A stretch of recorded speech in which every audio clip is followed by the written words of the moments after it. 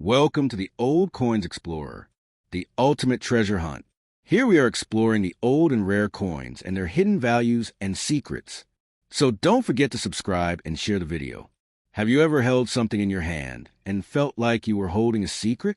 Like you just stumbled upon something small but incredibly important? That's exactly how I felt when I first looked at the 1947 UK One Shilling coin. It's a coin that might seem ordinary at first glance, but once you get into its story, man, it's anything but ordinary. This little disc of metal carries the weight of history, war, empire, and change. And today, we're going to explore everything about it. All right, picture this. It's 1947. World War II is over, but barely. The cities in Britain are still recovering from bombings. The people are still using ration books, and life is far from normal. The country that once ruled nearly a quarter of the world's land is slowly stepping down from that stage. Economically, things are tight. Every little bit counts. Even the materials used for coins had to be reconsidered. That's where our coin steps in. Before 1947, the 1 shilling coin actually contained real silver. 50% silver, be exact. So it wasn't just a coin, it was actual money backed by precious metal.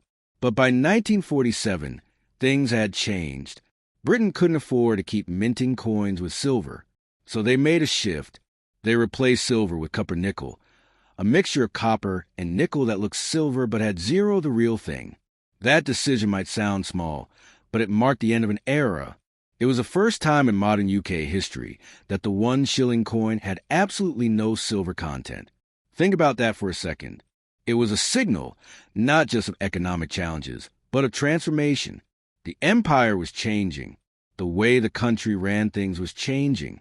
Even the coins in people's pockets were adapting. Now here's something even cooler. The 1947 shilling wasn't just one coin. It was two. There were two versions minted that year, and they're both beautiful in their own ways. One represents England, and the other represents Scotland. Same coin, same denomination, but different artwork depending on where you were from. The English version has a crowned lion standing on the royal crown. It's bold, confident, and gives that classic Royal English vibe. It feels like tradition, like strength, like monarchy. On the other hand, the Scottish version is a little different. It features a lion inside a crowned shield, standing on its hind legs, surrounded by a sword and scepter. This one feels more fierce, more mythical, and honestly, a bit more dramatic. Both versions, though, say a lot. They weren't just showing off animals and weapons. These designs were telling people, we're still one kingdom, but we see you. We see your heritage. We see your identity. And that's rare for coins. Most coins are just generic. But this one spoke directly to the people. Flip either version of the coin over, and you'll see the same face staring back at you. King George VI. Now, if you've ever watched King's Speech, you know a little bit about this guy. He wasn't supposed to be king. His brother Edward VIII abdicated the throne to marry an American woman. And boom, George VI was handed the crown. He was shy, had a speech stutter, and definitely didn't want the spotlight. But when war broke out, he rose to the occasion. He became a symbol of resilience.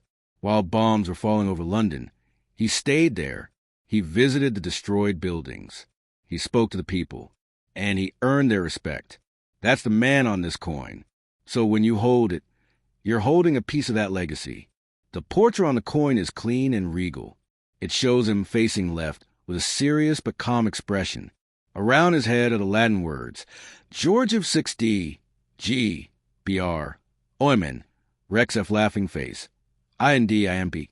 That translates to George VI by the grace of God, King of all the Britons, Defender of the Faith, Emperor of India. Yep, you heard that right, Emperor of India. Because in 1947, that title still existed. But not for long. That same year,